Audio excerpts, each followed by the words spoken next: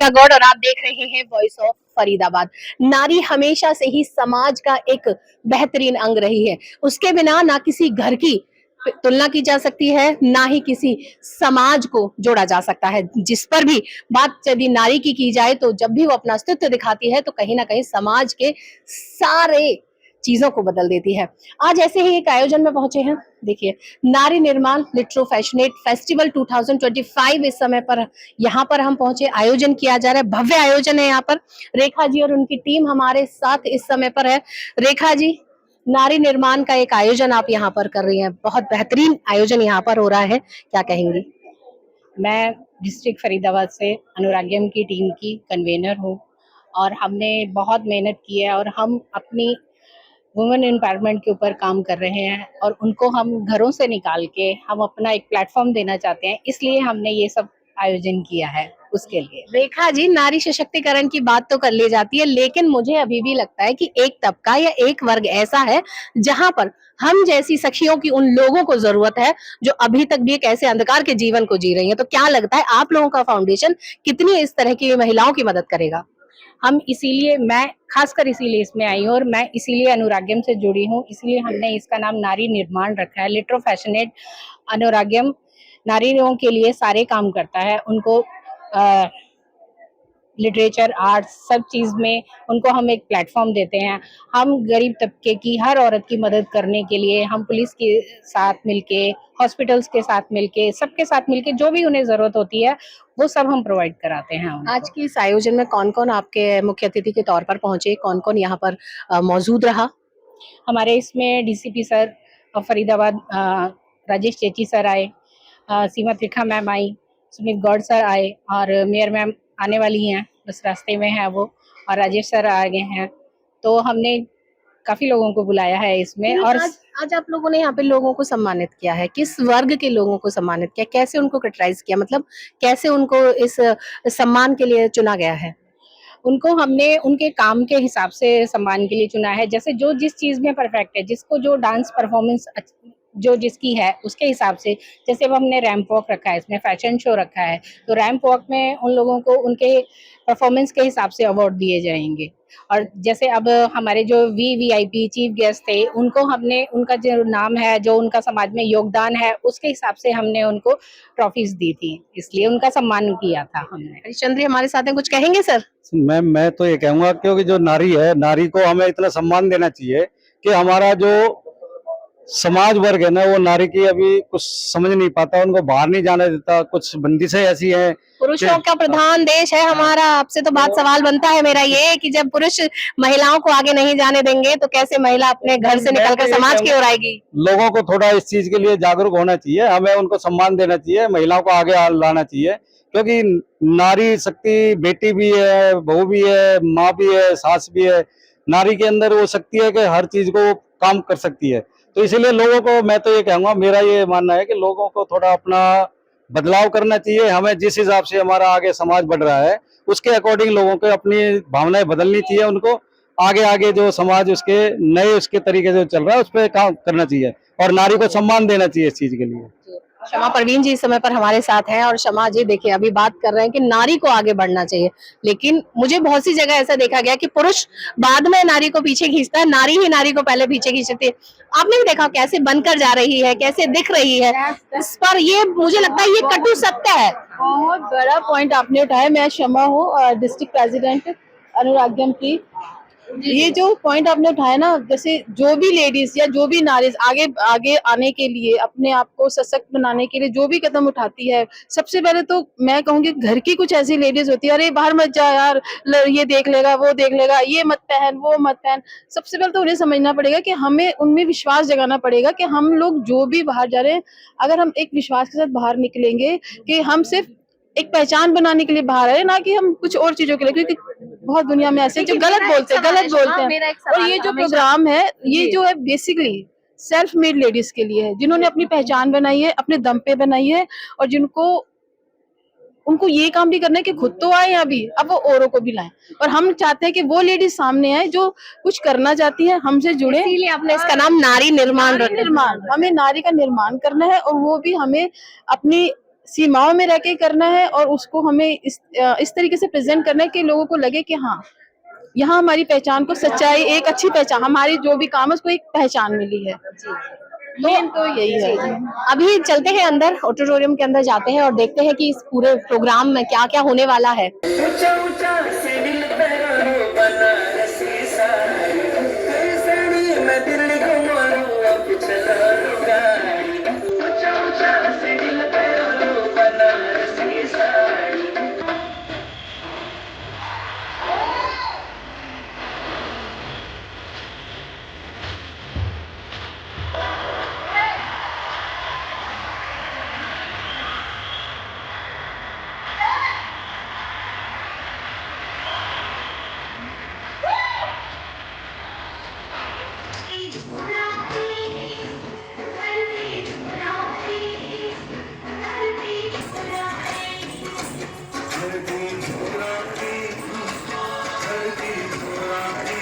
दीवारें ऊंची है, गलियां है तंग, लंबी डगर है पर हिम्मत है संग, पाँव पे छाले है सांसें बुलंद, लड़ने चली हूँ आजादी की जंग,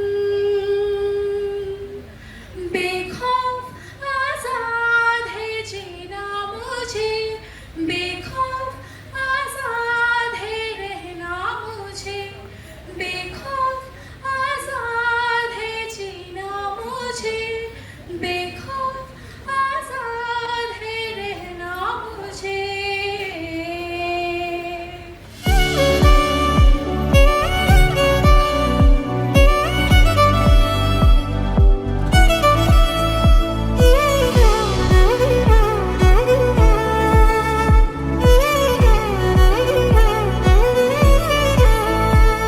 पहले तो मैं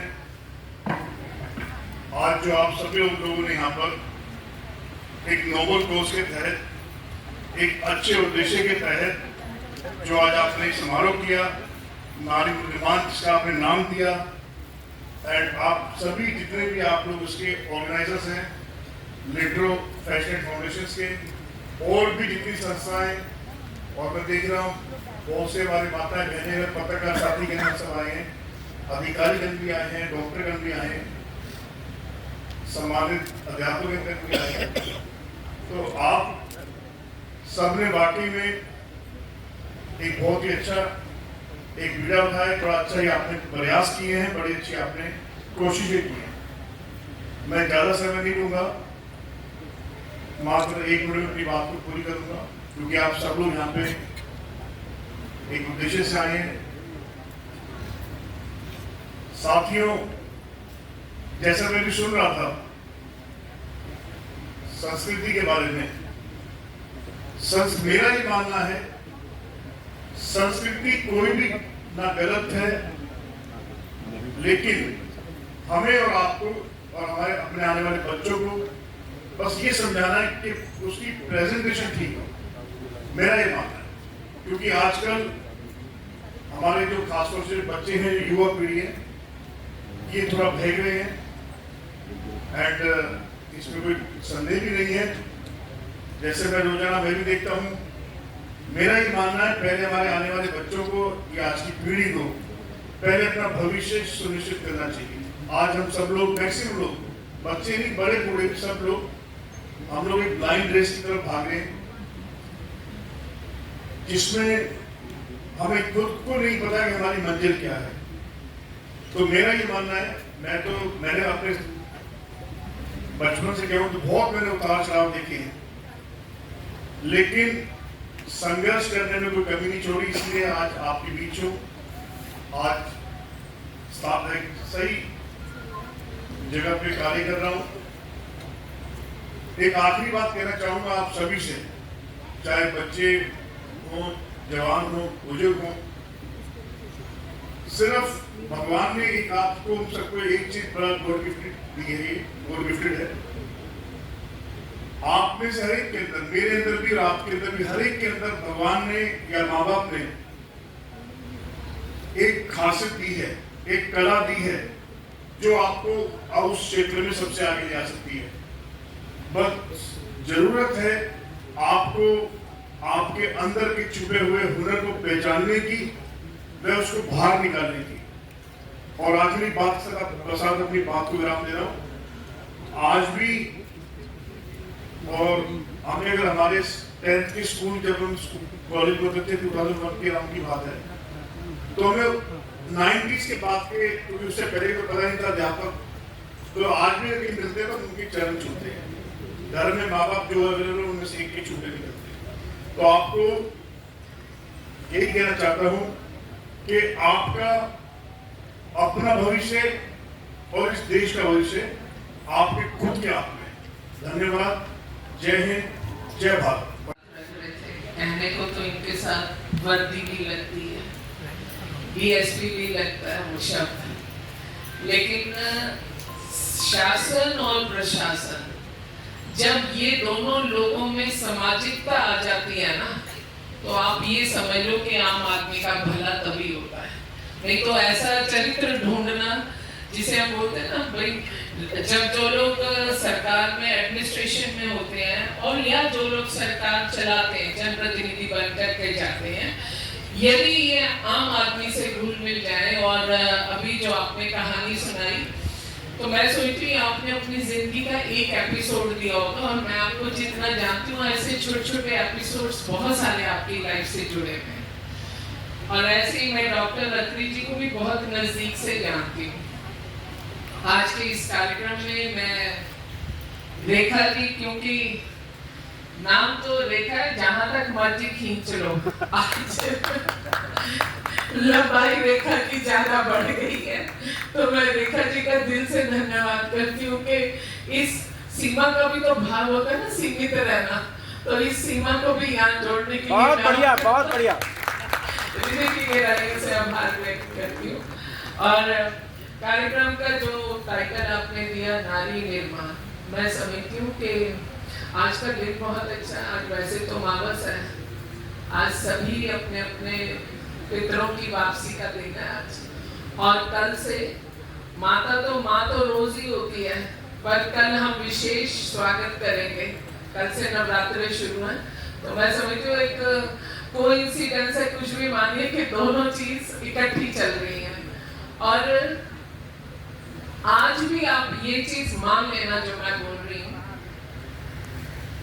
जिस घर परिवार में समाज में नारी निर्माण नहीं चाहिए, पहले से ही निर्मित है, जिस परिवार में नारी स्थापित है, आज उसी परिवार के बच्चे आसमान छू रहे हैं। जहां पर हम बोलते हैं ना, क्योंकि आप सब चाहे मंच के समक्ष बैठे हैं या मैं खड़ी हूँ यहाँ पर, मैं हमेशा इस चीज का ब्लाइंड फेथ रखती हूँ।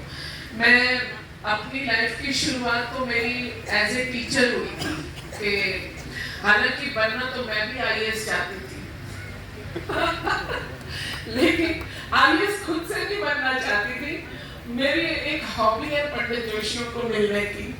तो मैं स्कूल में पढ़ती थी 6 से, मतलब चस्का, इसको मैं चस्का बोलती हूँ, कि मुझे तब से सारे लोग बोलते थे कि इसके पास ना झंडी वाली गाड़ी होनी चाहिए। अब मैं जिस परिवार की बेटी हूँ, उधर झंडी का मतलब है एडमिनिस्ट्रेशन, जिस परिवार की बहू उधर मतलब है चुनाव। दोनों अलग अलग परिवेश मिले। और आपको मैं बताऊं ईमानदारी से, मैं पढ़ नहीं सकती, मैं खाली सुन के बोलती हूँ। मैं अपने एग्जाम्स में, मैं लॉ क्वालिफाइड हूँ बिना पढ़े हुए, मतलब सुन के मैंने सारा एमए साइकोलॉजी की भी है मैंने, और पोस्ट ग्रेजुएट डिप्लोमा किया कंप्यूटर प्रोग्रामिंग में। लेकिन क्योंकि मेरे को लगता था कि यार मुझे बनना तो मैं बन ही जाऊंगी, तो फिर पढ़ने के लिए ये जीबीटी लाइब्रेरी होती थी इधर बाटा फ्लाईओवर के पास, तो मेरे डैडी मेरे से कहते थे उस लाइब्रेरी में बुक्स है, वहाँ पढ़ना है। वहाँ पढ़ने जाती थी, और मैं वहाँ पे भी जाके ना एस्ट्रोलॉजी की बुक्स उठा लेती थी, सब्जेक्ट की नहीं उठाती थी। और फिर भी मैं आईएएस का एग्जाम देकर आई थी। मैंने दिया था आईएएस का एग्जाम, लेकिन फेल हो गई, सिलेक्ट नहीं हुई। लेकिन भगवान ने जिसको जहाँ लेकर के जाना है ना, वो लेकर के जाता है। एक बार पेपर देने से भी आप इतने ऊंचे बैठ जाते हो, और हर 5 साल बाद दरवाजे दरवाजे घूमते हो, एक वोट दे दे भाई।